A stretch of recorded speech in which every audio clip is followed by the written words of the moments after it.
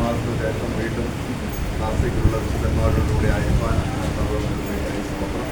1.5 महीने बाद फिर से नासिक मंडली में वापस आकर भाइयों के साथ संगति करने के लिए प्रभु ने जो अच्छा अवसर दिया है उसके लिए धन्यवाद।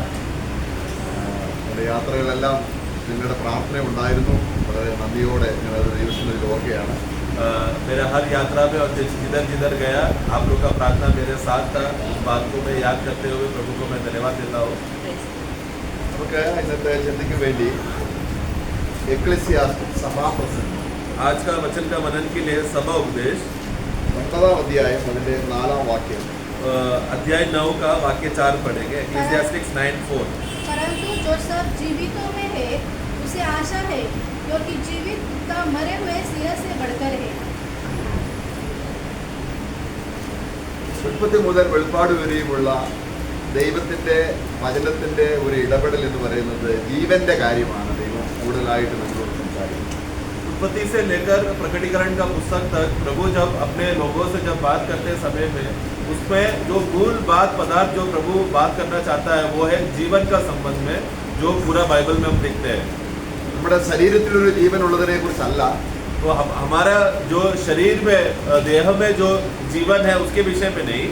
നാം കർത്താവിലേക്ക് വരുന്നതിന് മുമ്പേ നമ്മളെല്ലാം അതിക്രമങ്ങളാലും പാപങ്ങളാലും മരിച്ചവരായിരുന്നു. हम लोग सब लोग प्रभु में आने से पहले पाप और अधर में हम सब लोग मरे हुए थे. ദൈവത്തിന്റെ ജീവൻ നമ്മുടെ ആത്മാവിൽ വരുന്നതിനെയാണ് ജീവൻ എന്ന് വേദപുസ്തകം ഉദ്ദേശിക്കുന്നത്. परंतु वचन में जब जीवन करके शब्द को हम पढ़ते समय में उसका सही अर्थ क्या है? नया जन्म के द्वारा जब प्रभु को विश्वास करते समय में नया जन्म के द्वारा जब प्रभु का जीवन एक पापी व्यक्ति में आकर उसको उद्धार देता है, उस जीवन को कहते हैं जीवन. സഭ ജീവനുള്ളവരുടെ കൂട്ടമാണ്. जो कलीसिया जो है, मंडली जो है, जीवित लोगों का संगत है. അവിടെ നമ്മൾ വായിച്ചത് यहाँ पर आपने पढ़ा ആ ജീവന്റെ കൂട്ടത്തിലുള്ളവർക്കൊക്കെയും ഒരു പ്രത്യാശയുണ്ട്. इस रीति से जो जीवन में जुड़े हुए लोगों का खासियत क्या है? उनको एक आशा है. ആ ആശയ്ക്ക് നമ്മൾ പറയുന്നത് ജീവന്റെ പ്രത്യാശ എന്നാണ്. उसको जीवन का आशा भी कहते हैं. നമ്മളെ പത്രോസിന്റെ ലേഖനത്തിൽ വായിക്കുന്നുണ്ട്. വായിക്കണ്ട, पत्रुस का पुस्तक में लिखा है. अब आगे बढ़ेंगे. എന്നാൽ ഇവിടെ ഒരു കാര്യം നമ്മളെ കർത്താവ് ഓർമ്മിപ്പിക്കുകയാണ്. परंतु यहाँ पर प्रभु एक बात हमको याद दिलाना चाहता है. ഒരു സിംഹം മൃഗങ്ങളിൽ വെച്ച് ഏറ്റവും കാര്യഗൗരവമുള്ള ഒരു മൃഗമാണ്. सिंह जो है, जो शेर जो है, जानवरों में से एक अधिकारी जानवर है. പക്ഷേ ചത്ത സിംഹം ഒരു നായേക്കാൾ വിലയില്ലാത്തതാണ്. परंतु एक मरा हुआ सिंह का अवस्था क्या है? एक जिंदा कुत्ते से भी नीचा गिरा हुआ वैल्यू है उसका. നമ്മള് ലോക മനുഷ്യരെ നോക്കുകയാണെങ്കിൽ हम संसार के लोगों को अगर देखें तो ലോകത്തിൽ ജ്ഞാനികളുണ്ട്, दुनिया में ज्ञानी लोग हैं, സമ്പന്നന്മാരുണ്ട്, धनवान लोग हैं ഉന്നതന്മാരായ ആൾക്കാരുണ്ട്. और बड़े बड़े श्रेष्ठ अधिकार के पदवी में लोग हैं. ലോകത്തിന്റെ ദൃഷ്ടിയിൽ അവര് സിംഹം പോലെയാണ്.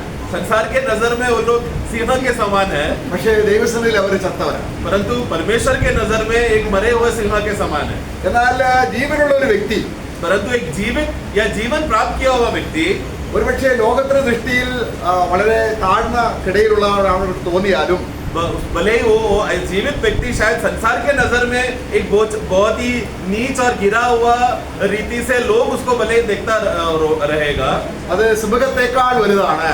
परंतु एक मरा हुआ सिंह से भी बड़ा है एक जीवित व्यक्ति. അപ്പോൾ നമ്മൾക്ക് ഈ ജീവൻ ഉണ്ടെങ്കിലും इसके लिए हमें ये जीवन मिला है तो भी ആ ജീവൻ ദൈവം വളരെയധികം ജീവന് ഉത്സാഹമുള്ള ഒരു ദൈവമാണ്. ജീവനുള്ള ദൈവം എന്നാണ് എപ്പോഴും നമ്മൾ ദൈവത്തെ വിളിക്കുന്നത്. तो हम लोग जब जीवन के संबंध में हम देखते समय में हमारा परमेश्वर जीवित परमेश्वर है, जीवित लोगों का परमेश्वर है करके जीवन के साथ प्रभु को बहुत बार परमेश्वर को तुलना किया हुआ वैसा हमारा प्रभु है. നമ്മുടെ കർത്താവ് പിതാവിനെ വെളിപ്പെടുത്തുമ്പോൾ ലൂക്കോസ് സുവിശേഷം 20-ാം അധ്യായം 38-ാം വാക്യത്തിൽ നമ്മൾ വായിക്കുന്നത് लूका का पुस्तक 20 का 38 जब पढ़ते समय में प्रभु वहाँ पर परमेश्वर को, पिता परमेश्वर को जब वर्णन करते समय में परमेश्वर तो मुर्दों का नहीं परंतु जीवितों का परमेश्वर है. आमेन. അവിടെ ദൈവം ജീവനുള്ള ഒരു ദൈവമാണ്. परमेश्वर जो है वो जीवितों का परमेश्वर है. ഏത് ജീവൻ? कौन सा जीवन? ആത്മാവിലുള്ള നിത്യജീവൻ. हमारे अंदर, हमारे आत्मा में जो अनंत काल का जीवन आया उस जीवन का पिता. ആ ജീവനുള്ളവരെല്ലാം ദൈവത്തിന് ജീവിക്കുന്നു. അടുത്ത വാക്യം അങ്ങനെയാണ് വായിക്കുന്നത്. आगे എല്ലാവരും ദൈവത്തിന് അവന് ജീവിച്ചിരിക്കുന്നല്ലോ. और आगे पढ़ना क्या हुआ? क्योंकि उसके निकट सब जीवित है. हाँ, उसके निकट सब जीवित है. मतलब ये जीवित लोग कौन? जिसके अंदर आत्मा में प्रभु का अनंत काल का जीवन आया वो लोग. ദൈവം ജീവനുള്ളവനാണ്. परमेश्वर स्वयं जीवन का परमेश्वर है, മരിച്ചവരുടെ ദൈവമല്ല. वो मरे हुओं का नहीं. ഈ ജീവന് വളരെയധികം ഉത്സാഹമുണ്ട്. और इस जीवन में एक उत्तेजना है. ഈ ജീവൻ എന്ന് പറഞ്ഞാൽ എപ്പോഴും ജീവിക്കുകയാണ്. और ये जीवन का खासियत है कि ये सर्वदा जीते रहता है, മരണമില്ല. उसमें मृत्यु नहीं, വളരെ ഉത്സാഹമാണ്. हमेशा उत्तेजना के साथ रहता है, എപ്പോഴും പ്രവർത്തനമാണ്. हमेशा कार्य करते रहता है, प्रभावित है. എപ്പോഴും ഉത്സാഹമുള്ള ഒരു കർത്താവിനെയാണ് നമുക്ക് എപ്പോഴും വചനത്തിൽ നമുക്ക് കാണാൻ കഴിയും. और इस रीति से उत्सव से भरा हुआ, मतलब हर हमेशा जीवित और आनंदित रहने वाला, उमड़ने वाला प्रभु को हम देखते हैं. എന്നാൽ വിശ്വാസികളെല്ലാം ദൈവത്തിന് ജീവിക്കേണ്ടവരാണെങ്കിലും परंतु विश्वासी लोग हमेशा हमेशा के लिए प्रभु की उपस्थिति में जीवित रहना चाहिए, तो भी എപ്പോഴും ജീവനിൽ ആക്റ്റീവ് ആയിരിക്കുന്നതിന് പകരം मतलब जो विश्वासी का वो लक्ष्य, मतलब उद्देश्य क्या था कि वो लोग हमेशा जीवन में एक्टिव रहकर, मतलब जीवित रहते रहना चाहिए, ऐसा हालत में रहना चाहिए. സർദീസ് സഭയോട് കർത്താവ് എന്താ പറയുന്നത്? परंतु सरदेश मंडली को प्रभु क्या कहता है? പേരിൽ മാത്രമേ ജീവനുള്ളൂ. तुमको सिर्फ नाम में जीवन है, അനുഭവത്തിൽ എന്താണ്? लेकिन व्यक्तिगत अनुभव में तुम्हारा हालत क्या है? मरा हुआ है. അപ്പൊ ഒരു വിശ്വാസിക്ക് അത് സംഭവിക്കാമോ? तो ऐसा एक मृत्यु का अवस्था विश्वासी के जीवन में आ सकता है क्या? സഭയോടാണ് പറയുന്നത്. वो मंडली को वहां पर बोला. സഭ ആരാണ്? मंडली क्या है? ജീവനുള്ളവരുടെ കൂട്ടമാണ്. जीवित लोगों का संगत है. ദൈവം അവരുടെ ദൈവമാണ്.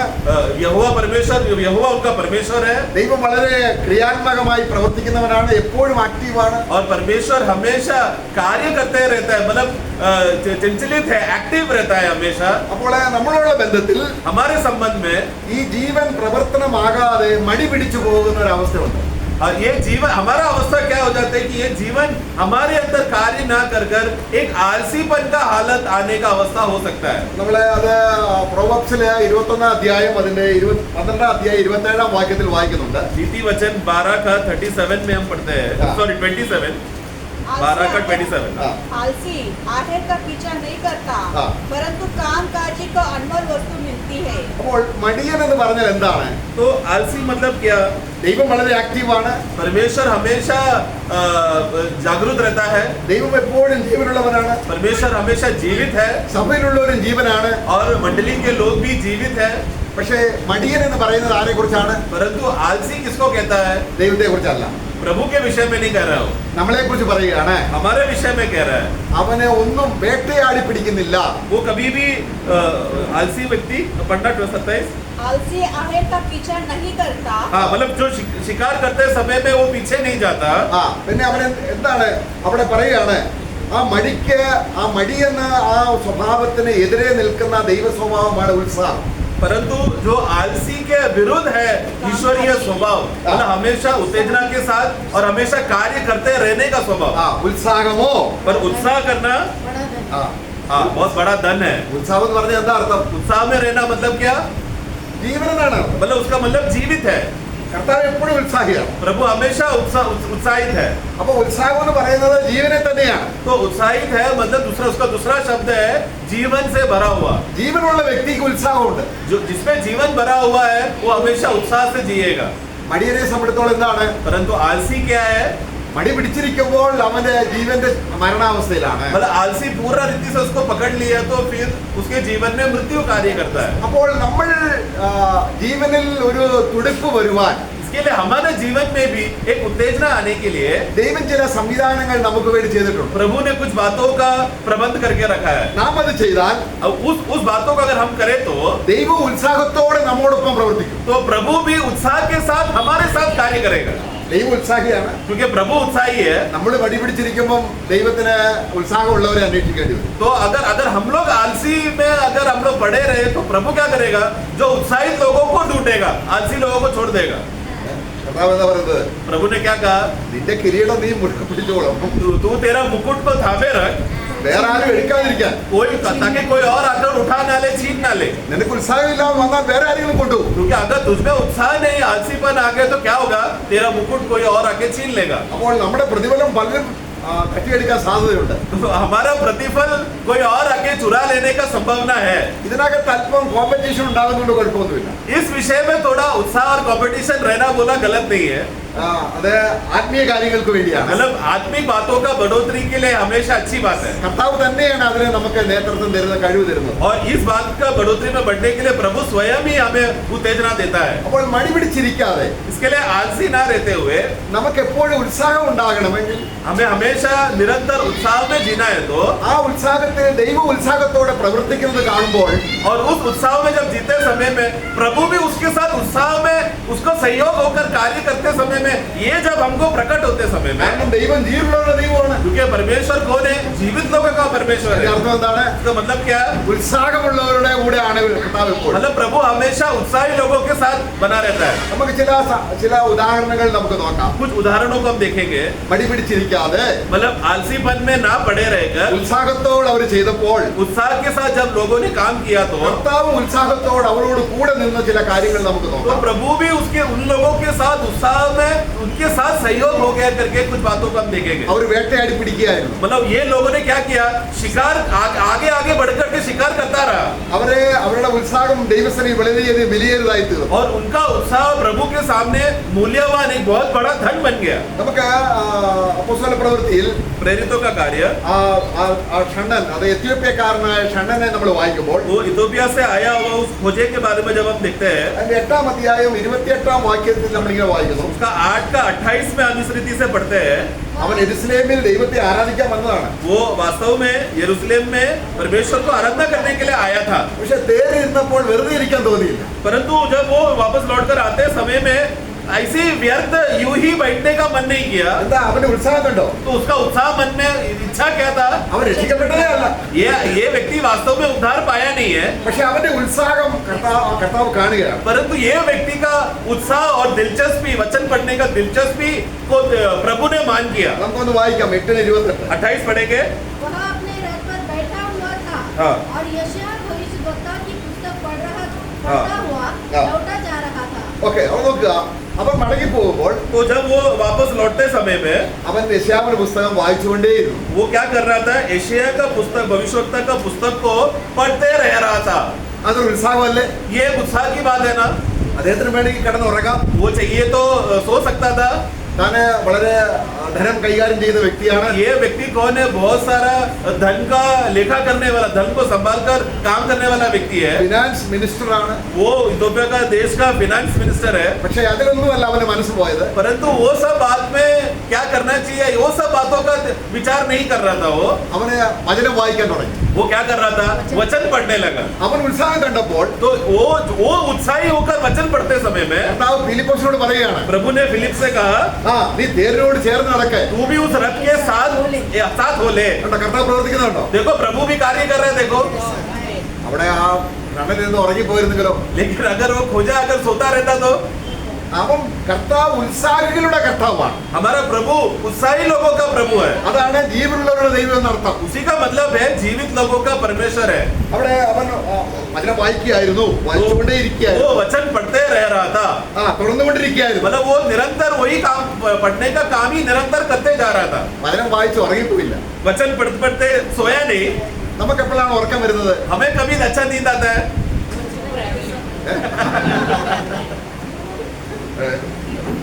പ്രത്യേകിച്ച് खास रीति से വായിക്കുന്നത് മനസ്സിലായില്ലെങ്കിൽ കൂടി വേഗം ഉറക്കം വരും. अगर पढ़ते समय में अगर कुछ समझ में नहीं आया तो और जल्दी से नींद आता है. ഇദ്ദേഹം വായിച്ചത് മനസ്സിലായോ? परंतु ये व्यक्ति को पढ़ते समय में, खोजे को पढ़ते समय में कुछ समझा क्या? ഒന്നും മനസ്സിലായില്ല. कुछ नहीं समझा. ഉറക്കം വന്നോ? तो भी नींद आया क्या? ഇല്ല. അതാണ് ഉത്സാഹം. तो നോക്കുക, इसको कहते हैं उत्साह. എത്ര ശ്രേഷ്ഠമായ ഒരു പാഠമാണ് അദ്ദേഹം പഠിക്കാനുള്ളത്. मतलब प्रभु प्रियो, ये हमें कितना बड़ा अच्छा सबक हमारे जीवन में भी ये देता है. അപ്പോൾ ജീവനുള്ള ദൈവം, तो जीवित परमेश्वर അല്ലെങ്കിൽ ഉത്സാഹിയായ ദൈവം, यानी कि उत्साह से भरा हुआ परमेश्वर, അവർ वाയിച്ച वचനം ഏതാണ്? वो कौन सा वचन पढ़ रहा था? അതെ അതെ, ഞാൻ ഉദ്ദേശിക്കുന്നത് मतलब कहने का विषय ये है कि ജീവനുള്ള വചനം. मतलब वो जीवित वचन को पढ़ रहा था. അപ്പോൾ ഈ വചനത്തിന്റെ ഉടമസ്ഥൻ അവനോടുകൂടെ വ്യാപരിക്കുകയാണ്, പ്രവർത്തിക്കുകയാണ്. क्योंकि वो जीवित वचन पढ़ रहा था, ये वचन का मालिक जो जीवित है, वो जीवित परमेश्वर उसके साथ कार्य किया. അപ്പോൾ നമ്മൾ ഉറക്കം വരാൻ വേണ്ടി വേദപുസ്തകം വായിക്കുന്നത് इसके लिए नींद आने के लिए कभी बाइबल नहीं पढ़ना.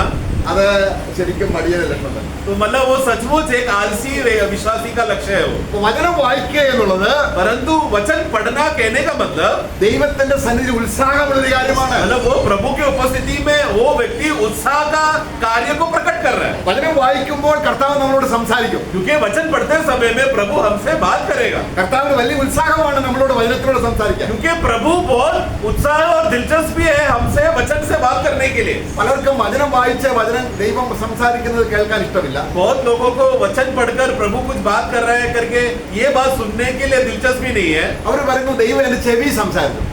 कुछ ऐसा लोग बोलते हैं प्रभु ने एक बार आके ना मेरा कान में आके बात किया. നമ്മൾ വഞ്ചിക്കപ്പെടും. प्रियो धोखा ना खाना. ദൈവം ഒരുപക്ഷെ സംസാരിച്ചാലും शायद प्रभु ने अगर कुछ बोला तो भी അത് കർത്താവിന്റെ രീതിയല്ല. वो प्रभु का रीत नहीं, वैसा नहीं है. കർത്താവ് വചനത്തിലൂടെയാണ് സംസാരിക്കുന്നത്. प्रभु हमेशा वचन से ही बात करता है. നമ്മൾ വചനം വായിക്കുമ്പോൾ जब हम वचन पढ़ते समय में ചില ഭാഗങ്ങളിൽ നമ്മൾ എത്തുമ്പോൾ कुछ भागों में जब हम लोग ध्यान से पढ़ते समय में നമ്മുടെ ഹൃദയം ആ വചനത്തോട് വളരെയധികം സ്നേഹം തോന്നും. जब कुछ भाग हम पढ़ते समय में हमारे हृदय उस वचन के भागों को पढ़ते समय में पता नहीं अचानक अंदर से एक प्रेम आ जाता है, एक चाहत बढ़ जाता है उस कुछ भागों को पढ़ते समय में. വചനം വായിക്കുന്നത് അല്പം നിർത്തിയിട്ട് तो तभी क्या करना, तुरंत पढ़ने के लिए रुक जाना എന്നിട്ടൊന്ന് പ്രാർത്ഥിക്കാൻ തോന്നും. और फिर प्रार्थना करने के लिए मन करेगा. കാരണം ദൈവം സംസാരിച്ചപ്പോൾ क्योंकि जब प्रभु बात करने के लिए चाहा तो ദൈവത്തോട് സംസാരിക്കാൻ നമുക്കൊരു പ്രേരണ ഉണ്ടാവും. तब हमको भी प्रभु के साथ बात करने के लिए, मतलब प्रभु की तरफ बात करने के लिए हमारे अंदर भी प्रेरणा आएगा. ഇങ്ങനെ വചനം വേട്ടയാടി പിടിക്കണം, അന്വേഷിച്ച് കണ്ടെത്തണം. इस रीति से वचन को शिकार कर करके पकड़ना है, मतलब उसको कैसे भी हम लोग को अपने वश में वचन को हमारी तरफ लाना है. നമുക്ക് വചനം സഭയിൽ ഇഷ്ടം പോലെ കിട്ടുന്നുണ്ട്. देखो ये तो सच है, कलीसिया में मंडली में वचन का भंडारपन हमको बहुत मिल रहा है അത് നല്ലത് തന്നെ. और वो अच्छी बात है. പക്ഷെ വ്യക്തിപരമായും കൂടെ വചനം കിട്ടുമ്പോഴാണ് परंतु व्यक्तिगत रीति से भी जब एक विश्वासी को वचन मिलता है तो സഭയിലെ സംസാരം നമുക്ക് ജീവനായിട്ട് തീരുന്നു. तब मंडली में जब वचन बात करते समय में वो विश्वासी को वचन और भी जीवित और उत्तेजना का कारण बनता है. ദൈവം വളരെ ഉത്സാഹിയാണ് വചനം വായിക്കുമ്പോൾ നമുക്ക് വചനം മനസ്സിലാക്കി തരാൻ, നമ്മുടെ കൂടെ ഇരുന്ന് നമുക്ക് അതിന്റെ നമ്മുടെ കണ്ണുകളെ തെളിയിച്ച് നമുക്ക് അർത്ഥം ഗ്രഹിപ്പിച്ച് തരാനും കർത്താവ് വളരെ ഉത്സാഹത്തോടെ നമ്മളോട് ഉണ്ട്. जब ये तो प्रभु की ओर से उत्साह है कि विश्वासी जब वचन पढ़ते समय में वो बात को देखता है तो प्रभु के अंदर इतना उत्साह आता है कि प्रभु तुरंत सब बातें छोड़कर वो विश्वासी को वचन समझाने, वचन ग्रहण करने का दिलचस्पी प्रभु को होने लगता है. അദ്ദേഹം വചനം വായിച്ച് പിന്നെ വീട്ടിൽ ചെന്നപ്പോഴല്ല ഫിലിപ്പോസിനോട് കർത്താവ് സംസാരിക്കുന്നത്. तो ऐसा नहीं है कि खोजा जब वचन पढ़ते घर पहुंच गया फिर प्रभु ने फिलिप को बोला, प्रकट हुआ. അവൻ വായിച്ചുകൊണ്ടേയിരുന്നപ്പോൾ जब वो वचन पढ़ते ही रह रहा था കർത്താവിന്റെ ആത്മാവ് ഫിലിപ്പോസിനോട് സംസാരിച്ചുകൊണ്ടേയിരുന്നു. तब तुरंत प्रभु का आत्मा भी फिलिप के पास आकर फिलिप से बात करने लगा. അപ്പോൾ വചനം വായിക്കുക എന്നുള്ളത് നമ്മുടെ ഉത്സാഹത്തിന്റെ വലിയൊരു തെളിവാണ്. इसके लिए प्रियो वचन पढ़ते रहना मतलब वो एक विश्वासी के अंदर उत्साह का एक सबूत है. ആ വചനം വായിക്കാനുള്ള ഉത്സാഹം വലിയൊരു സമ്പത്താണ്. और वचन पढ़ने का उत्साह वो उस व्यक्ति के लिए एक बहुत बड़ा धन है. അപ്പോൾ അതേ വചനങ്ങൾ ഇനിയുണ്ട്, പക്ഷെ അതും എടുക്കുന്നില്ല. बहुत सारे वचने हैं, मैं समय बचाने के लिए मैं आगे बढ़ना चाहता हूँ. ഇനി വേറൊരു നിലയിൽ കർത്താവ് നമ്മൾ ഉത്സാഹം കാണിക്കേണ്ട വേറൊരു മേഖല നമുക്ക് നോക്കാം. अभी एक दूसरा रीति को हम देखते हैं जहाँ पर प्रभु उत्साही होकर कार्य करता है. നമുക്ക് കൊർന്നേലിയോസിന്റെ ജീവിതത്തിലേക്ക് നോക്കുകയാണെങ്കിൽ उदाहरण के लिए कुरनेलियुस का जीवन में भी अगर हम देखें तो നമ്മൾ അപ്പോസ്തലരുടെ 10-ാം അധ്യായം അതിന്റെ 30-ാം വാക്യം, प्रेरितों का कार्य 10 का 30 वचन को पढ़ते समय में ഇദ്ദേഹം ആണെങ്കിൽ രക്ഷിക്കപ്പെട്ട ആളല്ല, ये व्यक्ति भी कुरनेलियुस भी उद्धार नहीं पाया है, പക്ഷെ അദ്ദേഹത്തിന്റെ ഉത്സാഹം കണ്ടിട്ട് ദൈവം പ്രവർത്തിക്കുകയാണ്. परंतु उसका उत्साह को देखकर प्रभु उत्साह से उस व्यक्ति के जीवन में कार्य कर रहा है. ചില ട്രാൻസ്ലേഷനിൽ എവിടെയെങ്കിലും എങ്ങനെയാണ് വായിക്കുന്നത്, അതായത് ഞാൻ ഉപവസിച്ചു പ്രാർത്ഥിച്ചുകൊണ്ടിരുന്നപ്പോൾ എന്നാണ് ചില ട്രാൻസ്ലേഷൻ. उसका 30 पढ़ना. कुरनेलियुस ने कहा, इसी घड़ी पूरे 4 दिन हुए मैं अपने घर में तीसरे पहर प्रार्थना कर रहा था तो देखो कुछ परिभाषा में ऐसा लिखा है कि उत्साह में जब मैं उपवास में जब मैं प्रार्थना कर रहा था. ഇവിടെ നോക്കുക, ഞാൻ പ്രാർത്ഥിച്ചുകൊണ്ടിരുന്നപ്പോൾ, मतलब मैं उपवास में प्रार्थना करते ही रह रहा था. പ്രാർത്ഥിച്ചുകൊണ്ടിരുന്നപ്പോൾ जब मैं प्रार्थना करते ही रह रहा था. ഉത്സാഹമാണോ? वो एक उत्साह की बात है क्या? उत्साह है कि नहीं? അദ്ദേഹം വിശ്വാസിയാണോ? विश्वासी है क्या?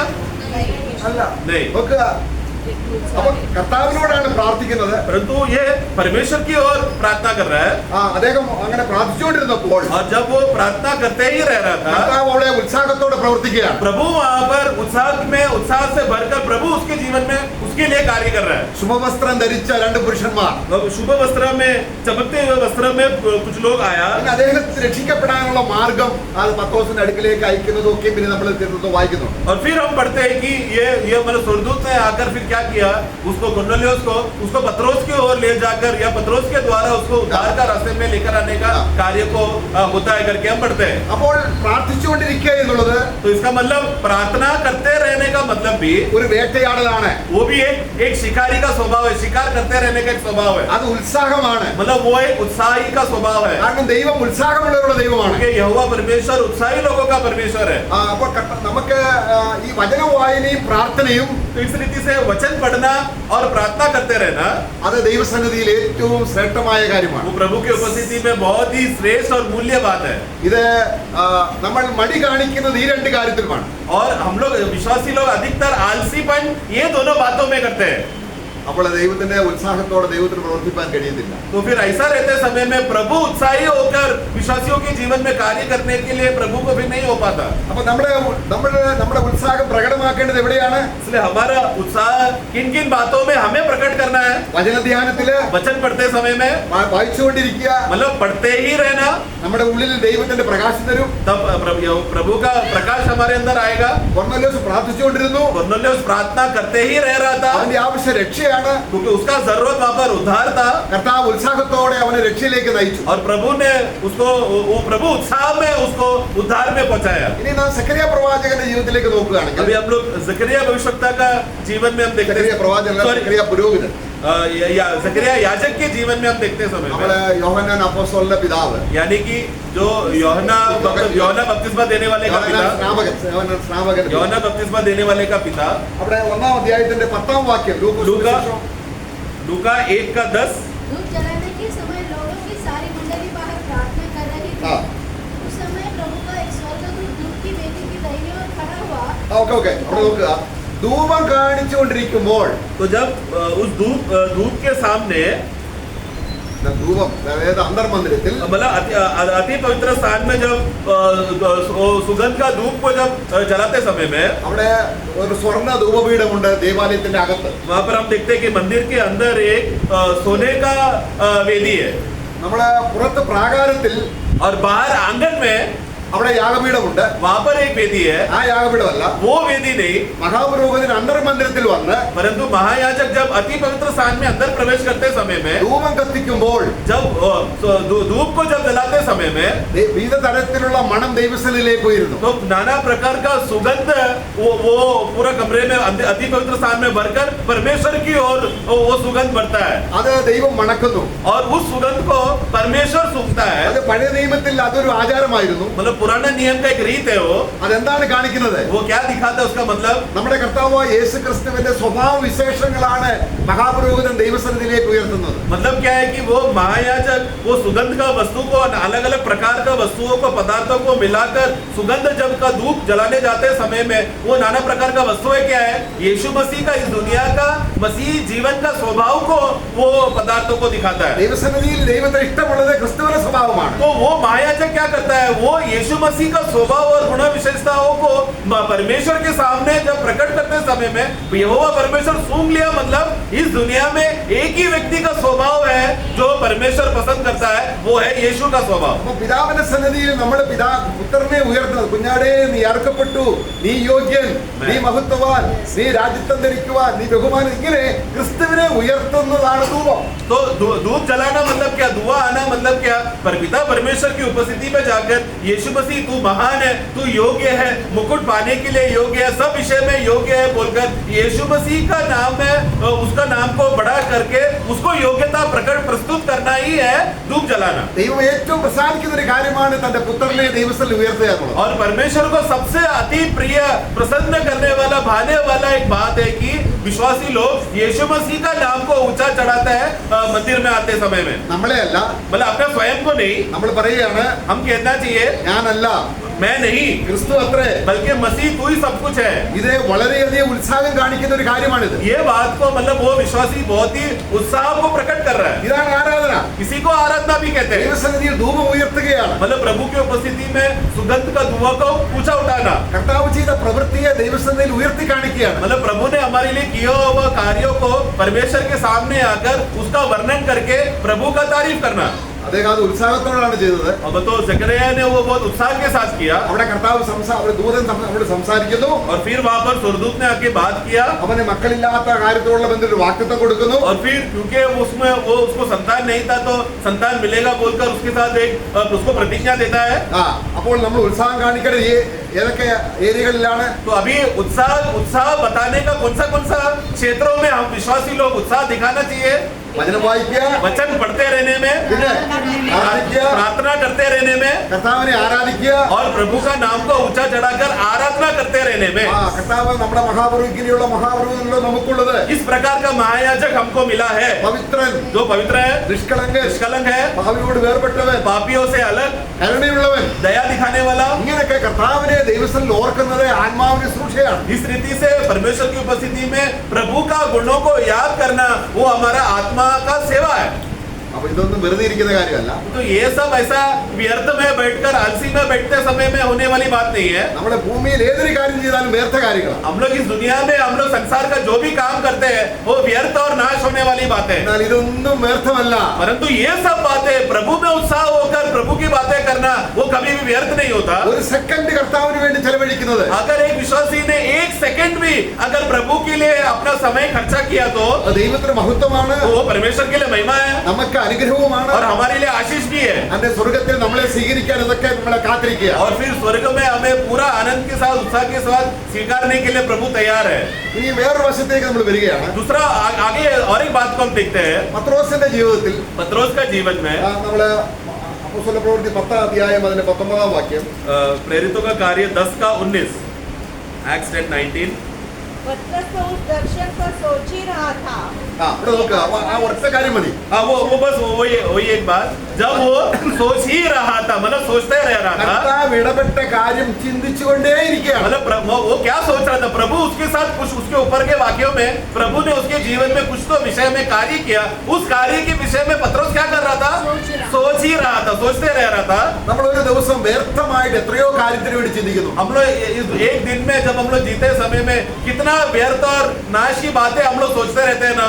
ജഡത്തിന്റെ ചിന്ത शरीर में मन लगाना मृत्यु है। മരണമാണ്. मृत्यु है, എന്നാൽ परंतु കർത്താവിനെ ചിന്തിക്കുമ്പോൾ जब एक विश्वासी प्रभु की बातें जब सोचता है, കർത്താവ് പറഞ്ഞ കാര്യങ്ങളെ ചിന്തിക്കുമ്പോൾ यानी कि प्रभु ने जो बातें कहा उस बातों को जब वो ध्यान और मनन करता है, നമ്മുടെ മനസ്സ് കർത്താവിനെ ഓർക്കുകയും ചിന്തിക്കുകയും ചെയ്യുമ്പോൾ और उस समय में हमारा मन प्रभु को स्मरण करता है, याद करते समय में പെട്ടെന്ന് എന്ത് സംഭവിച്ചത്? तुरंत क्या होगा? ദൈവത്തിന്റെ ആത്മാവിനോട് ഇടപെടുക. प्रभु का आत्मा वहां पर कार्य किया। ഉത്സാഹം ചിന്തിക്കുന്നത് പോലും, കർത്താവിനെ ചിന്തിക്കുന്നത് പോലും നല്ലൊരു ഉത്സാഹത്തിന്റെ അടയാളമായി കർത്താവ് കാണുന്നു. Amen। मतलब क्या है कि एक विश्वासी अगर प्रभु के बारे में सोचते रह रहे हैं, ध्यान करते रह रहे हैं, वो ध्यान करना भी प्रभु क्या बोल रहे हैं? देखो ये विश्वासी कितना उत्साही है, ചിന്തിക്കുന്ന കാര്യത്തിൽ കർത്താവ് നമ്മളോടുള്ള ബന്ധത്തിലും ഉത്സാഹിയാണ്. और इस विषय में सोचते रहने का विषय में भी प्रभु भी हमारे विषय में सोचते रहना उत्साही है। നിങ്ങളുടെ ചിന്താകുലങ്ങൾ അവന് മേൽ ഇട്ടുകൊള്ളി. हमारा सारा बोझ और चिंता का बोझ उसके ऊपर डालो, നമുക്ക് വേണ്ടി അവൻ കരുതുന്നവനാകയാൽ क्योंकि वो हमारे विषय में सोचता है, हमें संभालता है। കർത്താവ് ഉത്സാഹിയാണ്. क्योंकि प्रभु उत्साही है, इसके लिए हमारे बारे में सोचता है। അപ്പൊ നമുക്ക് ചിന്തിക്കാൻ എന്താ ഉള്ളത്? इसीलिए हमें एक विश्वासी होने के नाते हमें सोचने के लिए क्या विषय है प्रियो? ആത്മാവിന്റെ ചിന്ത आत्मा में मन लगाना ജീവനും സന്തോഷ സമാധാനവുമാണ്. जीवन और शांति है। എത്രയോ വ്യർത്ഥമായി നമ്മൾ ചിന്തിച്ച് നമ്മൾ മരണത്തിലേക്ക് പോകുന്നു. इसके लिए दिन में कितने बार व्यर्थ बातें हम लोग सोचकर मृत्यु का स्तर में जी रहे हैं। വ്യർത്ഥമായി ചിന്തിക്കുമ്പോൾ जब हम व्यर्थ बातें सोचते समय में നമ്മളെ സർദീസ് സഭയെ പോലെയാണ്. तो हम भी सर्दिस मंडली के समान है। പേരിൽ ജീവനുണ്ട്, नाम में जीवन है, പക്ഷെ അനുഭവത്തിൽ परंतु अनुभव में मृत्यु मरा हुआ। ഒരു ദിവസം എത്രയോ കാര്യങ്ങൾ നമ്മൾ ചിന്തിക്കുന്നു. एक दिन में हम लोग कितना कितना बातें सोचते हैं ना। നമ്മുടെ മനസ്സ് എപ്പോഴും ആക്റ്റീവാ. हमारा मन सोता नहीं, हमेशा जागरूक रहता है। പക്ഷെ ആർക്ക് വേണ്ടിയാണ്? परंतु किसके लिए जागरूक है? ഈ ലോകത്തിന്റെ ദൈവത്തിന് വേണ്ടി.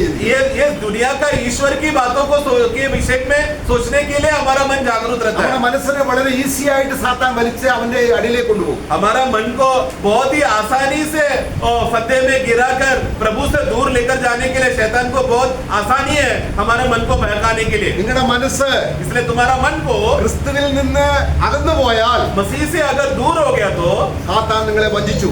शैतान ने तुमको धोखे में गिरा दिया, ഡിഫൈലായി മലിനപ്പെട്ടു. मतलब मन अशुद्ध हो गया। അവിടെ നമ്മളെ 2 കൊരിന്ത്യർ 11 അധ്യായത്തിന്റെ 3-ാം വാക്യം എന്താണ് വായിക്കുന്നത്? दूसरा कोरिन्थी 11:3 में हम क्या पढ़ते हैं? സാത്താൻ എപ്പോഴും ചിന്തിക്കുന്നത് ഇങ്ങനെയാണ്. शैतान क्या सोचता है हमेशा? എങ്ങനെ ഒരു വിശ്വാസിയുടെ മനസ്സിലേക്ക് ദുർചിന്ത ഇട്ടു കൊടുക്കാം? कैसा कैसा क्या मैं अभी एक दुर्चिंता जो दुर्विचार एक विश्वासी के मन में डालूं ताकि वो विचार पे ध्यान करते करते उस विश्वासी का मन अशुद्ध हो जाए। അങ്ങനെ കർത്താവിൽ നിന്ന് മനസ്സ് അകറ്റിക്കൊണ്ടു പോവുക. इस रीति से मसीह से तुम्हारा मन को दूर लेकर जाकर കർത്താവിനെ ചിന്തിക്കുന്നില്ലെങ്കിൽ, अगर प्रभु के बारे में नहीं सोच रहे നമ്മൾ അശുദ്ധരായിട്ടു. तो फिर हम लोग अशुद्ध है। കർത്താവിനെ ചിന്തിക്കുക എന്നുള്ളത് എത്ര ഉത്സാഹമുള്ള കാര്യമാണ്. इसके लिए प्रभु के बारे में ही सोचते रहना एक बहुत ही उत्साह वाली बात है। നമ്മള് യൂദയെ കുറിച്ച് വായിക്കുന്നുണ്ട്. यूदा के विषय में हम पढ़ते हैं। അവിടെ നമ്മള് യോഹന്നാന്റെ സുവിശേഷം 13-ാം അധ്യായത്തിൽ യോഹന്നാൻ का सुसमाचार 13 अध्याय കർത്താവിനെ ഒറ്റിക്കൊടുക്കാൻ ഒരു ചിന്ത യൂദയുടെ ഹൃദയത്തിലേക്ക് ഇട്ടുകൊടുത്തു. वहाँ पर प्रभु को कैसा भी करके धोखा देकर पकड़ाया जाने का एक छोटा सा विचार शैतान ने जब युदास में डाला, സാത്താൻ അത് കഴിയും. तो शैतान को ये मतलब वो काबिल है ये सब बातों में, सामर्थ्य है ये सब बातों में प्रभु से दूर लेकर जाने वाला विचार डालने का में सामर्थ्य है वो। ചിലർ ചിന്തിക്കുന്നത് വിശ്വാസിയിൽ സാത്താൻ പ്രവർത്തിക്കാൻ കഴിയത്തില്ല. कुछ लोग ऐसा सोचते हैं कि विश्वासी के अंदर शैतान को कार्य करने नहीं हो सकता। അവന് നമ്മുടെ മനസ്സിലേക്ക് ചിന്തയിടാൻ കഴിയും. परंतु प्रियो धोखा न खाना, शैतान बहुत चालाकी से चतुराई से विश्वासियों के अंदर दुर्चिंता डालने का सामर्थ्य है। ഒരു ദൈവദാസൻ പറയുന്നത് ഇങ്ങനെയാണ്. एक प्रभु का दास ऐसा कहता है, ഒരു സദസ്സിൽ നമ്മൾ വചനം പറയുമ്പോൾ एक मंडली में जाकर जब वचन बोलते समय में 2% ആൾക്കാർ മാത്രമേ അല്പമെങ്കിലും ഒരു 70% നിങ്ങൾ കേൾക്കുന്നുള്ളൂ. मतलब कम से कम 2%, मतलब पूरा मंडली में कम से कम 2% लोग थोड़े ही, मतलब कम से कम 70% मन से सिर्फ 2% लोग ही सुनते रहेंगे। കാര്യം എന്താണ്? कारण क्या है? തങ്ങൾ വരുന്നത് സാത്താൻ ഉപയോഗിച്ച മനസ്സുമായിട്ടാണ്. क्योंकि वो लोग जब मंडली में आते ही समय में शैतान की बातें सोचते सोचते उधर इधर की बातें सोच कर उसका शैतान का बातों का तैयारी कर वो लोग मंडली के अंदर आते हैं। ഇവിടെ വരുമ്പോൾ ഇതാണ്. और फिर मंडली में आने के बाद भी क्या सोचते हैं? जो लोग प्रवेश कर आकर विचार दिया था वही मंडली में आकर सोचते हैं। സാത്താൻ അവന്റെ ജോലി എന്ന് പറയുന്നത് ലോകം മുഴുവൻ ചുറ്റിക്കറങ്ങുക. शैतान का काम क्या है? हमेशा भटकते रहना। വിശ്വാസിയുടെ മനസ്സും കൂടെ കൊണ്ടുപോകും. तो वो भटकते समय में किसका मन को लेके जाएगा? विश्वासियों का मन का ध्यान को भी पूरा दुनिया में लेकर जाएगा। അപ്പൊ കർത്താവിന്റെ കാര്യത്തിൽ ഇടപെടുമ്പോഴെല്ലാം इसलिए जब हम लोग प्रभु के बातों में जब हम हाथ डालते समय में നമ്മുടെ മനസ്സ് പുതുക്കി हमारा मन को नया करके, നമ്മുടെ മനസ്സിനെ ഏൽപ്പിച്ചു കൊടുത്ത് हमारा मन को प्रभु में समर्पित करके, കർത്താവ് എന്റെ മനസ്സ് നിനക്ക് തരുന്നു. हे प्रभु मैं मेरा मन में आपको देता हूँ, നിന്റെ വചനം എന്റെ മനസ്സിലേക്ക് വരട്ടെ. तेरा वचन मेरा मन में भी आने दो। ഇങ്ങനെ നമ്മുടെ മനസ്സിനെ വേർതിരിക്കുമ്പോൾ इस रीति से अपना मन को अलग करके पवित्र करेंगे तो വളരെ ഉത്സാഹത്തോടെ വചനത്തിൽ പ്രവർത്തിക്കാൻ ദൈവത്തിന് കഴിയും. बहुत ही उत्साह के साथ प्रभु को हमारे मन में कार्य करने के लिए प्रभु को उत्साह मिलेगा। അനന്യാസ് സഫരിയുടെയും കാര്യത്തിൽ ആരാണ് ഇടപെട്ടത്? अनन्यास और सफेरे के जीवन में कौन काम किया? നമ്മളെ അപ്പോസ്തല പ്രവൃത്തി 5-ാം അധ്യായത്തിന്റെ 3-ാം വാക്യത്തിൽ വായിക്കുന്നത് 5:3 में, प्रेरित 5:3 में पढ़ते हैं, സാത്താൻ നിന്റെ ഹൃദയത്തിൽ നിറഞ്ഞതെന്ത്? पढ़ना। पतरस ने कहा, हाँ। हे हनन्याह, शैतान ने तेरे मन में ये बात क्यों डाली? हाँ, वहाँ पर ऐसा आना चाहिए, शैतान ने तेरा मन को क्यों पकड़ लिया? हाँ। क्यों तेरा मन के अंदर शैतान आया? ആ मतलब विचार डाला सही है, लेकिन हाँ। तेरे मन के अंदर शैतान क्यों आया? നമ്മളിന്റെ മനസ്സിലേക്ക് ഒരു ചിന്തയിടും. मतलब वो हमारे अंदर कैसा आएगा? एक विचार डालकर अंदर प्रवेश करेगा। നമ്മളത് ചിന്തിക്കുന്നെങ്കിൽ और वही बात को जब हम लोग सोचते सोचते रहते हैं, उसी को ध्यान करते रहते समय में, അതാണ് ഭയങ്കര സംഭവം. എനിക്കൊരു ഇര കിട്ടി. तब शैतान को बहुत खुशी मिलेगा, क्योंकि वो क्या बोलेगा, मुझे एक फंदा, एक जाल में एक गिरा हुआ विश्वासी मिल गया, वो मेरा फंदे में है, अब मैं उसको खाते रहूंगा. അപ്പൊ കർത്താവിനെ ചിന്തിച്ചുകൊണ്ടിരിക്കുക എന്നുള്ളത് इसलिए प्रभु को ही निरंतर ध्यान करते रहना मतलब അത് ദൈവസന്നിധിയിൽ വളരെ ഉത്സാഹമുള്ളൊരു वो കാര്യമാണ്. परमेश्वर के नजर में बहुत उत्साहित से भरा हुआ काम है, वो विश्वासी कर रहा है. ഒരു കേട്ട വചനം വീണ്ടും ചിന്തിക്കുക. मतलब अभी वचन जो हमने सुना उसको वापस जाकर फिर से हम लोग रवंद करके फिर से ध्यान करना. പഴയ നിയമത്തിൽ വിശുദ്ധിയുള്ള മൃഗവും അശുദ്ധിയുള്ള മൃഗത്തെയും ദൈവം വേർതിരിക്കുന്നുണ്ട്. पुराने नियम में हम देखते हैं कि प्रभु ने पशु को अशुद्ध पशु और शुद्ध पशु करके ऐसा जानवरों को प्रभु ने बंटवारा किया था. ശുദ്ധിയില്ലാത്ത മൃഗം തിന്നാൻ പാടില്ല എന്ന് മോശയുടെ ന്യായപ്രമാണത്തിൽ ദൈവം പറഞ്ഞിട്ടുണ്ട്. तो मूसा को जब व्यवस्था देते समय में जो अशुद्ध जानवर और पशु है उसको तुम लोग, उसका मांस तुम लोग नहीं खाना करके परमेश्वर ने कहा. ഇസ്രായേൽ മക്കൾക്ക് തിന്നാവുന്ന മൃഗം എന്ന് പറയുന്നത് അയവിറക്കുന്നതും കുളമ്പ് പിളർന്നതും. तो जो मतलब जो इस्राएली लोगों को खाने के लिए जो अनुमति दिया गया था वो कुछ प्रकार का पशु होना चाहिए जो रवंद करता है और उसका पैर दो भागी होना चाहिए. അതിന്റെ അർത്ഥം എന്താണ്? इसका मतलब क्या है? ഒരു പശുവോ കാളയോ मतलब एक गाय या बैल അത് അതിന് ആഹാരം പെട്ടെന്ന് അത് ശേഖരിച്ച് വയറ്റിലാക്കും. वो क्या करता है, पहला जितना वो खाना बटोर सके उतना बटोर कर पेट में डालता है, എന്നിട്ട് അത് വിശ്രമത്തിന്റെ സമയത്ത് और फिर विश्राम का समय में വീണ്ടും അയവിറക്കും. उसको बाहर निकाल कर रवंद करता है. അതിന്റെ കാൽ എങ്ങനെയുള്ളതാണ്? उसका पैर कैसा है? പിളർന്നതാണ്. दो भागा है. അതിന്റെ अर्थം मतलब വചനം ചിന്തിക്കുന്നവർ ലോകത്തിൽ നിന്ന് വേർപെട്ടിരിക്കും. मतलब जो वचन के बारे में सोचता है उसका कदम हमेशा संसार से अलग रहकर, मतलब वो विभाजन हो गया, अलग हो गया, अभी उसको संसार से रिश्ता नहीं है बोलकर वो नाता को दिखाता है, पैर हमेशा दो भागा है करके. യോഹന്നാന്റെ സുവിശേഷം 17:17 കർത്താവ് പിതാവിനോട് പറയുകയാണ്, യോഹന്നാൻ का सुसमाचार 17 का 17 में यीशु पिता से कहता है, പിതാവേ हे पिता, നീ എനിക്ക് തന്നവരെ जितने लोगों को तूने मुझे दिया അവർക്ക് ഞാൻ നിന്റെ വചനം കൊടുത്തു. उन लोगों को मैंने क्या किया, आपका वचन मैंने दिया. നിന്റെ വചനം സത്യമല്ലോ. तेरा वचन तो सत्य है നിന്റെ വചനത്താൽ അവരെ വിശുദ്ധീകരിക്കണമേ. और तेरा वचन के द्वारा उनको पवित्र कर. എങ്ങനെയാണ് വിശുദ്ധീകരിക്കപ്പെടുന്നത്? ये कैसा पवित्र हो सकता है? ചിന്തിക്കുമ്പോൾ പിന്നെയും പിന്നെയും അയവിറക്കുമ്പോൾ. जब हम उस वचन के बारे में ध्यान करते हैं, विचार करके रवंद में उसका मनन करते समय में क्या हो रहा है, हम वचन को ध्यान कर रहे हैं. മനസ്സ് കർത്താവിന്റെ വചനം പിന്നെയും യാത്രയിലെ പോക്കിലെ വരവിലെ ജോലി ചെയ്യുമ്പോൾ നമുക്ക് ഒക്കെയും വചനം നമ്മൾ അയവിറക്കുന്നെങ്കിൽ तो मतलब क्या, यात्रा में रहते समय में या जो भी काम हम लोग करते समय में सब कामों में हमारा मन जो व्यर्थ बातें सोच रहा है वो व्यर्थ बातों को सोचकर प्रभु का वचन की बातों में ध्यान करते रहने के लिए अगर हमने इस्तेमाल किया तो അപ്പോൾ വചനം ചിന്തിക്കുന്നത് इसके लिए मतलब और एक पॉइंट है, मतलब वचन को सोचना मतलब क्या, അത് വിശുദ്ധീകരണമാണ്. वो एक पवित्रता ही है നമ്മൾ ലോകത്തിൽ നിന്ന് വേർപെട്ടിരിക്കും. और जिसकी वजह से हम लोग संसार से अलग हो जाएंगे പാപത്തിന് പെട്ടെന്ന് നമ്മളെ സ്വാധീനിക്കാൻ കഴിയുകയില്ല. और पाप हमें बहका कर हमें पाप में गिरने को नहीं हो, जल्दी गिरने नहीं होएगा, ക്രിസ്തുവിന്റെ വചനം ഐശ്വര്യമായി क्योंकि प्रभु का वचन बहुतायत से भंडारता से हमें मिलता रहेगा. നമ്മുടെ ഹൃദയങ്ങളിൽ നിറയട്ടെ. हमारे हृदय में भर जाने दो, കാരണം സാത്താന്റെ വചനം സ്വീകരിക്കാൻ സ്ഥലമില്ലാതെ വണ്ണം വചനം കൊണ്ട് നിറയണം. क्योंकि हमारा मन में वचन इतना भर जाना चाहिए कि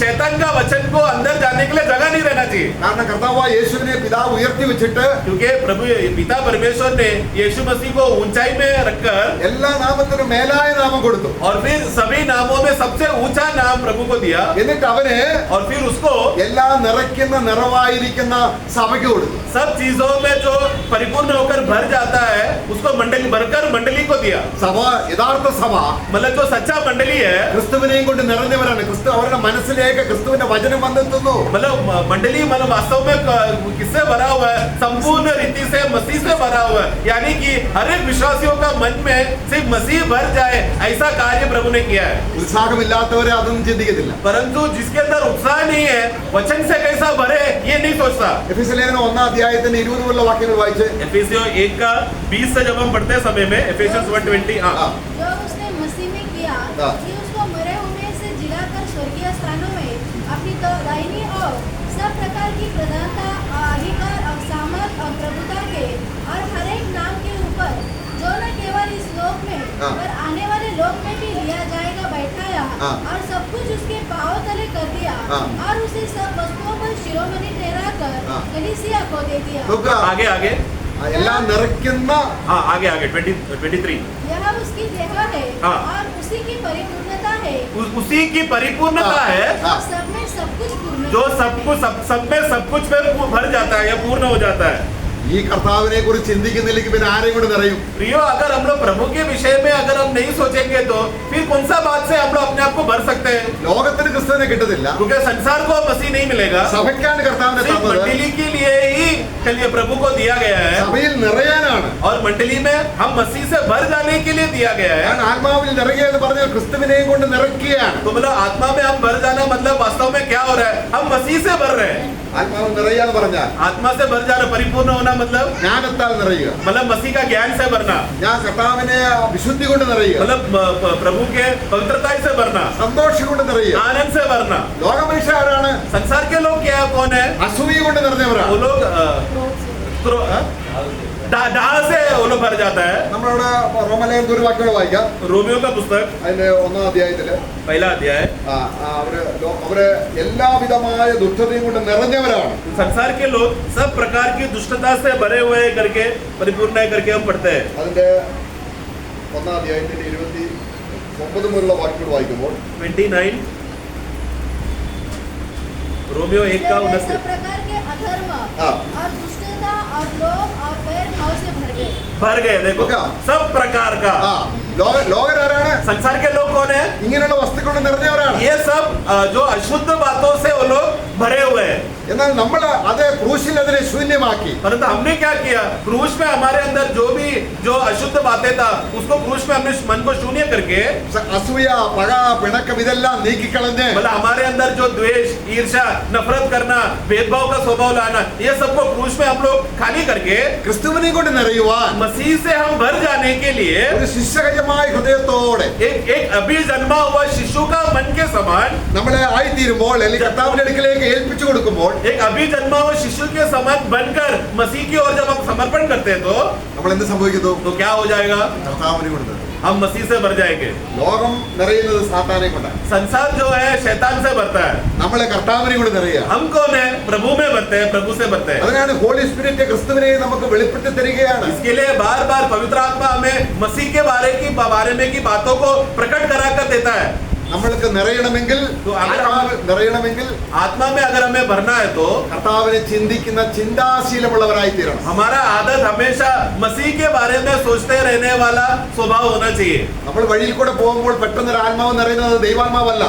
मतलब रास्ते में हम लोग चलते जा रहे, अचानक मुझे आत्मा से भर गया करके ऐसा कोई गवाह देते समय में वो जरूरी नहीं है प्रभु का आत्मा रहेगा। ആത്മാവിൽ നിറയുക എന്ന് പറഞ്ഞാൽ എന്താണ്? आत्मा में भर जाने का मतलब क्या है? ക്രിസ്തുവിനെയുള്ള ജ്ഞാനം കൊണ്ട് നിറയുക, मतलब वो व्यक्ति मसीह का ज्ञान से भर गया, സൗമ്യത കൊണ്ട് നിറയുക, उसका नम्रता और कोमलता से भर गया, ക്രിസ്തുവിന്റെ എല്ലാ സ്വഭാവം കൊണ്ട് നിറയുക. मसीह का सब बातों का स्वभाव से भर गया। ക്രിസ്തു എത്ര ജെന്റിലാണ്, मसीह कितना सौम्य है, എത്ര സ്വഭാവ कितना ശ്രേഷ്ഠതയുള്ളവരാണ്. बहुत ही गुणों से भरा हुआ प्रभु है। അങ്ങനെ പുത്ര രൂപത്തോട് അനുരൂപരാകുകയാണ് ആത്മാവിൽ നിറയുന്നത്. इस और आत्मा में भर जाना मतलब क्या है कि हम सबके विश्वासियों के अंदर पुत्र का रूप में हम लोग अनुरूप होते जा रहे हैं। അപ്പൊ നമ്മൾ പത്രോസിനെ കുറിച്ച് പത്രോസ് ചിന്തിക്കുന്ന ആളായിരുന്നു. तो हमने पत्रोस के बारे में हमने देखा कि पत्रोस जब वो सोचते रह रहा था, എന്താണ് ചിന്തിക്കുന്നത്? क्या सोचा उसने? दर्शन किया। थोड़े देर पहले प्रभु ने जो उसको बात बताया उसके बारे में सोच रहा था। നമ്മുടെ ദർശനം മാത്രം ചിന്തിക്കണം. നമുക്കിന്ന് ദർശനം കണ്ടില്ലെങ്കിലും വചനമുണ്ട്, ക്രിസ്തുവുണ്ട്. तो मतलब दर्शन से भर जाना मतलब क्या? आज हमको प्रभु ने हमको वचन दिया है, वो वचन है जिससे हमें भरना है। അങ്ങനെ അത് വളരെ ഉത്സാഹമുള്ളൊരു കാര്യമാണ്. और ये इस रीति से प्रभु के बारे में सोचना एक उत्साही मन को दिखाता है। അതുകൊണ്ട് എന്താണ്, इसलिए क्या होगा? അവൻ വചനം 10-ാം അധ്യായത്തിന് 44 അപ്പോസ്തലപ്രവൃത്തി 10:44 വായിക്കുമ്പോൾ प्रेरितों का 10 का 44 में उसका जो परिणाम क्या हुआ, उसका फल क्या हो गया? വചനം ഘോഷിച്ചുകൊണ്ടിരിക്കുമ്പോൾ, जब वो वचन बोलते ही जा रहा था, സുവിശേഷം പറഞ്ഞുകൊണ്ടിരിക്കുമ്പോൾ, यानी कि सुसमाचार बोलते ही जा रहा था, അപ്പൊ സുവിശേഷം നമ്മൾ പറയുന്നത് यानी कि सुसमाचार भी बोलना അത് വളരെ ഉത്സാഹമാണ്. वो एक उत्साह का बात है। അവിടെ ആത്മാവ് പ്രവർത്തിക്കുന്നു. अभी क्या हो गया? उधर सुनने वाले लोगों में हाँ। आत्मा आ गया, पवित्र आत्मा से भर गया, കേട്ടുകൊണ്ടിരിക്കുകയാണ്. क्योंकि वो लोग वचन को सुन रहे थे।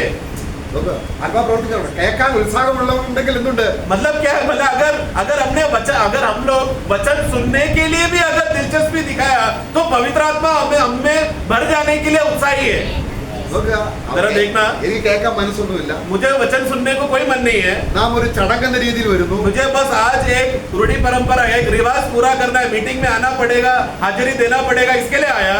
ആ വരുന്നത് തന്നെ ഉത്സാഹമല്ല. मतलब ऐसा मन से आना ही मतलब क्या है? आलसी मन से आ रहा है, उत्साह नहीं है. ആ ഉത്സാഹത്തോടെ വരിക. परंतु उत्साह से संगति में आना मतलब ആ प्रभु को ध्यान करते आना. അപ്പൊ പറയുന്ന ആൾക്കും സന്തോഷം, तब ऐसा है तो जो वचन बोल रहे हैं उसको भी उत्साह रहेगा കേൾക്കുന്ന ആൾക്കും സന്തോഷം. और सुनने वालों को भी उत्साह रहेगा. കർത്താവ് പ്രവർത്തിക്കുകയാണ്. और ऐसे लोगों में प्रभु कार्य करेगा. അന്ന് മാത്രമല്ല ഇന്നും കർത്താവിന്റെ പ്രവർത്തന രീതി ഇങ്ങനെയാണ്. प्रियो, ये सिर्फ उस दिन के लिए ऐसा होने वाला बात नहीं है. आज भी उत्साह के साथ जो सुनता है उसके अंदर प्रभु का आत्मा कार्य करता है. ഓ, praise the Lord. मैं നമ്മളെ എല്ലാ കാര്യം ചിന്തിച്ച് ഉത്സാഹത്തിന്റെ കാര്യങ്ങൾ. उत्साह की बातें में अभी कितना बातें अभी हमने मनन किया. ആ ആ നമ്മള് ഇതൊക്കെ ഒന്ന് ചെയ്യുകയാണെങ്കിൽ ഭയങ്കര ഉത്സാഹമാണ്. तो प्रियो, ये सब बातों में जब हम लोग लगे रहकर इस विषय में जब हम लोग ध्यान करेंगे तो वो एक उत्साह का अच्छा लक्षण है. ഇല്ലെങ്കിൽ വേറെ എന്തെങ്കിലും നമ്മള് ചപ്പൻ ചവറും ചിന്തിക്കും. नहीं तो ये बातें अगर नहीं करेंगे तो फिर दूसरा कुछ जो कूड़ा कचरे की बातें है, संसार की बातें, उसको हम लोग सोचते लगेंगे. നമ്മുടെ മനസ്സ് ആക്റ്റീവാണ്, हमारा मन हमेशा एक्टिव है, പക്ഷേ ലോകപ്രകാരമാണ്. परंतु संसारिक है. മാനസാന്തരപ്പെട്ട് इसके लिए मन फिर कर കർത്താവിലേക്ക് തിരിഞ്ഞ് प्रभु के ओर मुड़कर കർത്താവിനെ ഓർക്കുക, प्रभु के बारे में ध्यान करना, കർത്താവിനെ ചിന്തിക്കുക. प्रभु के बारे में सोचना. കാരണം കർത്താവ് നമ്മോട് കൂടെ ഉത്സാഹത്തോടെ ഉണ്ട്. क्योंकि प्रभु हमारे साथ उत्साह से हमारे साथ है, हमारे बीच में. നിങ്ങളെ കർത്താവിനെ കുറിച്ച് ചിന്തിക്കാൻ പരിശുദ്ധാത്മാവ് നിങ്ങളെ ഓർമ്മിപ്പിക്കുമെന്ന് കർത്താവ് പറഞ്ഞിട്ടുണ്ട്. प्रभु ने ये बात बोला है कि तुमको मेरे बारे में याद दिलाने के लिए पवित्र आत्मा हमेशा तुम्हारे साथ रहेगा. ഇനി ഒരു കാര്യം കൂടെ നമുക്ക് ചിന്തിക്കാം. बस एक बात और देखेंगे. കർത്താവ് പുനരുദ്ധാനം ചെയ്യാൻ നേരം സഹോദരന്മാരെ വിളിച്ച് തന്നെ ശിഷ്യന്മാരെ എല്ലാം വിളിച്ച് ആരോഹണം ചെയ്തു. प्रभु वहाँ पर स्वर्गारोहण करते समय में अपने चेलों को बुलाया और फिर वो स्वर्गारोहण हुआ. അവിടെ നമുക്കൊരു കാര്യം കാണാൻ കഴിയുന്നു. वहाँ पर एक बात को हम देखते हैं. അപ്പോസ്തലപ്രവൃത്തി 1:9-10 വാക്യങ്ങൾ. प्रेरितों का कार्य 1:9-10. यह कहकर वह उनके देखते देखते ऊपर उठा लिया गया ആ और बादल ने उसे उनकी आंखों से छिपा लिया. हाँ। उसके जाते समय हाँ। जब वे आकाश की ओर ताक रहे थे तो देखो दो पुरुष श्वेत वस्त्र पहने ഓക്കെ ഓക്കെ കർത്താവ് ആരോഹണം ചെയ്തില്ലേ? प्रभु का स्वर्गारोहण हो गया. കാഴ്ചയ്ക്ക് മറഞ്ഞു, मतलब प्रभु का स्वर्गारोहण होते होते बादलों में चला गया, फिर वो नजर नहीं आ रहा. മേഘം മറച്ചു. वहाँ पर बादल बादल आ गया. പിന്നെ അവരെന്ത് ചെയ്യണം? फिर भी वो लोग क्या कर रहे हैं? देखते रहे. സ്തോത്രം. Amen. എത്ര ഉത്സാഹമാണ്. मतलब ऐसा ऊपर की ओर देखते रहना कितना उत्साह की बात है. അവർ വീട്ടിലേക്ക് പോകാൻ തോന്നില്ല. मतलब उनको अभी घर जाने का मन नहीं है. അവർ നോക്കിക്കൊണ്ടേയിരിക്കുക. वो लोग प्रभु जिधर गया उधर ही देखते रह रहे हैं. എത്ര സന്തോഷം ഒരു കാര്യമാണ്. कितना आनंद की बात है ना. കർത്താവ് പോയ വഴിയെ നമ്മൾ നോക്കണം. मतलब प्रभु जिस रास्ते में गया उस रास्ते को जरा देखो. അവന്റെ ജനനം മുതൽ उनका जन्म से കർത്താവ് പോയ വഴി, प्रभु कहाँ पर गया, മരണം, मृत्यु, പുനരുദ്ധാനം, पुनरुत्थान, സ്വർഗാരോഹണം, स्वर्गारोहण, ഇത് നോക്കിക്കൊണ്ടേയിരിക്കണം. इस बातों को हमें देखते ही रहना है. എത്ര ഉത്സാഹമാണ്. ये कितना उत्साह की बात है. വേറെ ആരും നോക്കും? और कौन देखेगा ऐसा? അവന്റെ കാന്ത മാത്രമേ നോക്കൂ. सिर्फ उसका दुल्हन देखता है. അവൻ സ്നേഹിച്ച വിധം അറിയുന്നവൾ മാത്രമേ നോക്കൂ. जो प्रभु को इस रीति से प्रेम करती है वही लोग प्रभु को इस रीति से ध्यान से प्रभु को देखते रहेगा. അവര് പിന്നെയും നോക്കിക്കൊണ്ടിരിക്കും. और वो लोग देखते ही रह रहे थे. പെട്ടെന്ന് तभी तुरंत രണ്ട് ദൂതന്മാർ വന്നു. दो स्वर्गदूत आए. मैं വെറുതെ നോക്കിയാൽ മതി. मतलब क्या ऐसे ही देखते रहना भी एक उत्साह की बात है. നോക്കുന്നതിന് ഒരു വേട്ടയാടലാണ്.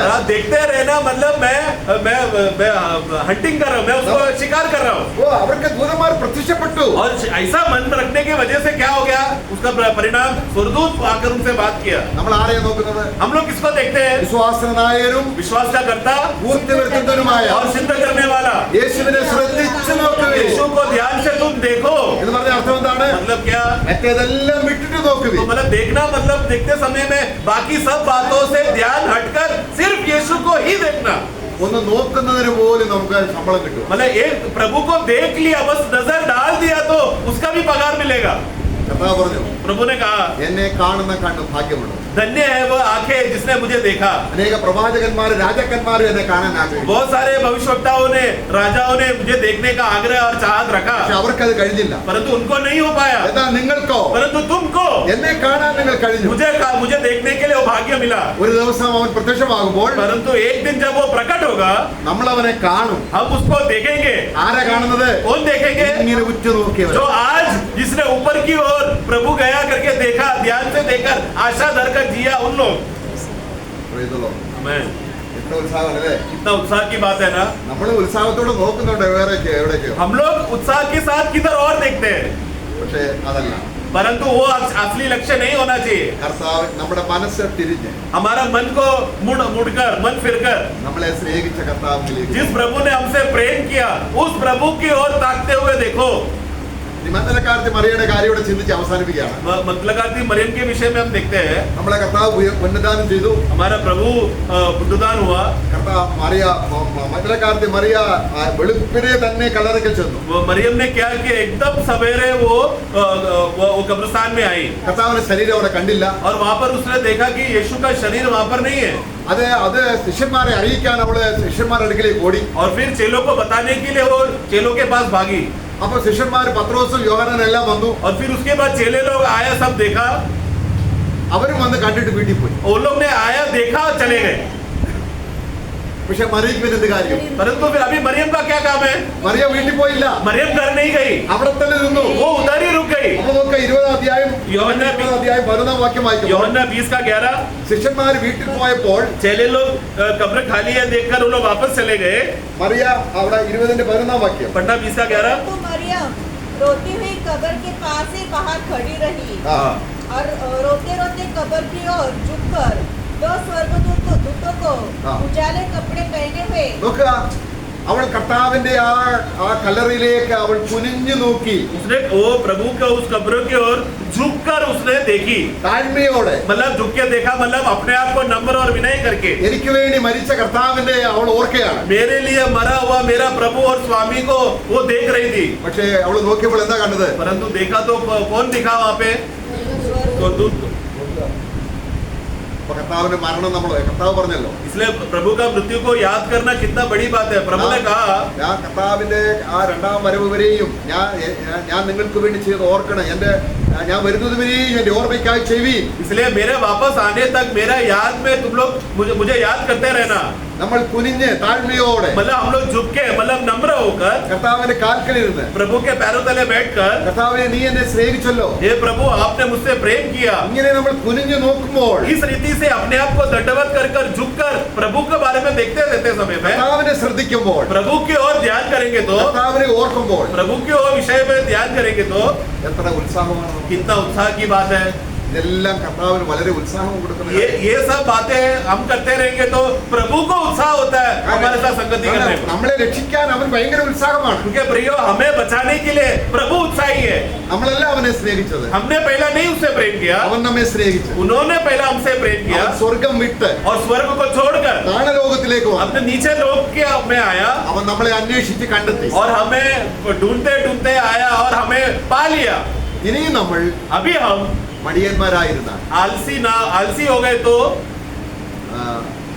നമ്മള് എത്ര വലിയ ശോചനീയമായ അവസ്ഥയിലാണ് നമ്മുടെ സ്വർഗീയ സഭയോട് പറഞ്ഞതുപോലെ. तो फिर प्रियो बहुत दुखदारी अवस्था रहेगा उस विश्वासी का हालत, जैसा प्रभु ने सरदीस मंडली से कहा। അപ്പൊ നമുക്ക് ഉത്സാഹം ഉണ്ടാകുന്ന ചില കാര്യങ്ങളാണ് നമ്മൾ ചിന്തിച്ചത്. इसलिए हम लोग किस किस बातों में उत्साह के साथ करना चाहिए और हमें उत्साह देता है, उस विषयों को हमने देखा। വെറുതെ ഒന്ന് കർത്താവ് എനിക്ക് വേണ്ടി സ്വർഗത്തിലേക്ക് പോയി എന്ന് ചിന്തിക്കുന്നത് തന്നെ ഒരു ഉത്സാഹമാണ്. बस ऐसे ही यूं बैठकर अगर आपने सोचा मेरे लिए प्रभु स्वर्गारोहण हुआ, ये एक बात ही अगर सोच लिया तो वो विश्वासी उत्साह में है।